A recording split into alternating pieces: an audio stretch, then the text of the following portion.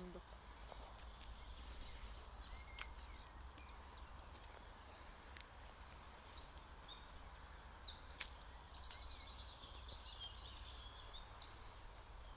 Ha, bəzi qoyuların quyruğu yox ki, ama qoyunun bək uzun ki quyruğu. Sağlık olsa gerek. Sağlık olmaz mı ya bu?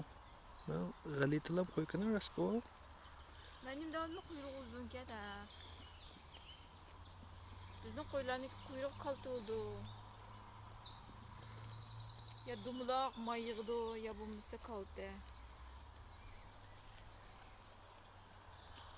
İşe giderek var ki kuyruğu.